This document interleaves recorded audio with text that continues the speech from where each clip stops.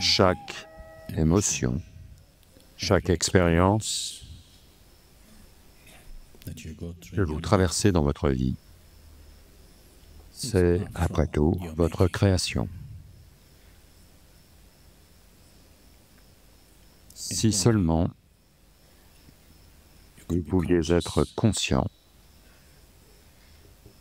que, de toute façon, c'est votre création.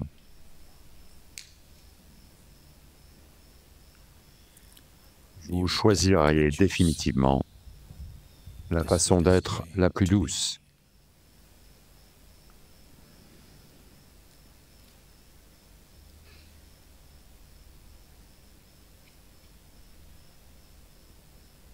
La dévotion n'est pas seulement la façon d'être la plus douce, c'est aussi la forme d'intelligence la plus élevée. Mais les gens qui prétendent être des dévots, généralement s'avèrent être une bande d'idiots.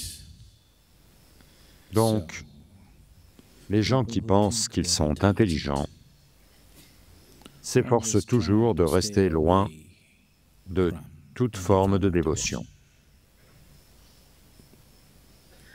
Ce que dévotion veut dire, dévotion ne veut pas dire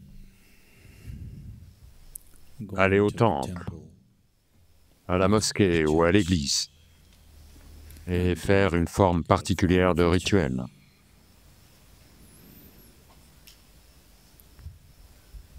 Dévotion veut simplement dire que dans votre vie, quel que soit le moment de votre vie, quand vous êtes conscient qu'il y a quelque chose de plus grand que vous-même qui fonctionne autour de vous, il n'y a pas d'autre façon, vous allez être dévot. Quand vous êtes submergé, si vous êtes assez sensible, si vous êtes assez intelligent, si vous êtes assez sensé pour voir que quelque chose de bien plus grand que vous est constamment à l'œuvre, alors vous êtes naturellement un dévot. Il n'y a pas d'autre façon d'être. Vous ne vous prosternez peut-être pas, vous n'effectuez peut-être pas un rituel, vous n'êtes peut-être pas assis dans un temple. Vous ne faites peut-être aucune de ces choses standards qui sont attendues. Vous n'êtes peut-être pas habillé comme tel. Vos vêtements ne sont peut-être pas imprimés avec le nom de Dieu. Vous n'avez peut-être jamais prononcé le nom de Dieu dans votre bouche, mais si vous êtes lucide, si vous êtes conscient que quelque chose de bien plus grand que vous est à l'œuvre en ce moment, vous êtes naturellement un dévot, il n'y a pas d'autre façon d'être. Quand vous êtes obsédé par la force de vos muscles ou la puissance de votre mental, par toutes ces petites choses stupides que vous pouvez faire, et vous pensez que c'est tout, alors seulement vous n'êtes pas un dévot. Dans ces conditions, vous ne pouvez pas être un dévot. Quand vous pensez que vous êtes tout, vous ne pouvez pas être un dévot.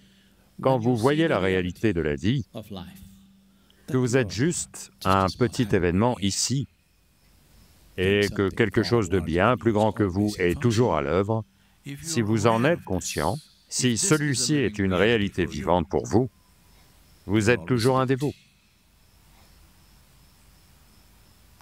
Je n'ai jamais dit cela auparavant.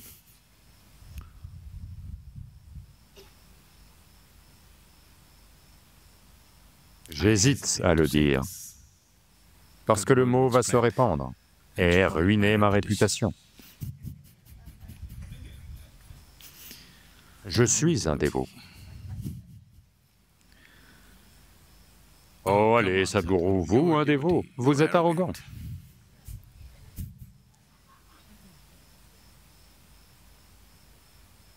Ça demande beaucoup. Beaucoup pour avoir l'air arrogant.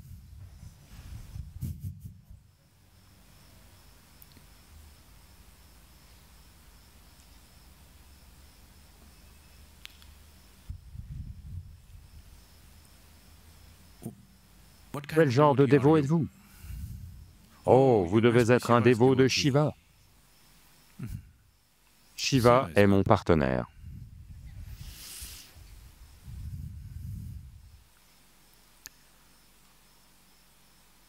Ça va être très dur pour vous de le digérer.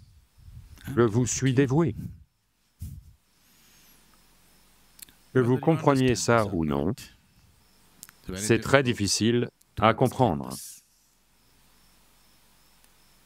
Dévotion ne veut pas dire que je dois me prosterner devant vous, ou toucher vos pieds, ou chanter vos louanges. De toutes les façons, je vis pour vous, c'est de la dévotion.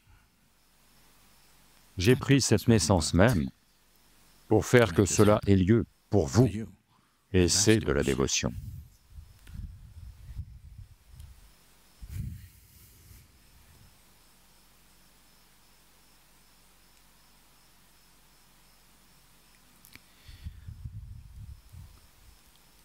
Quand vous placez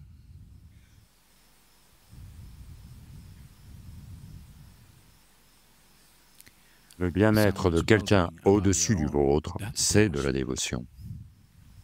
Ce qu'un dévot fait avec une totale aisance, beaucoup d'autres le font avec énormément de lutte. Juste pour mettre ce petit bonhomme de côté, que de lutte, tant de lutte, des vies de lutte. Se tenir sur la tête, retenir son souffle, aller ramper sur le sol, et toutes sortes de choses.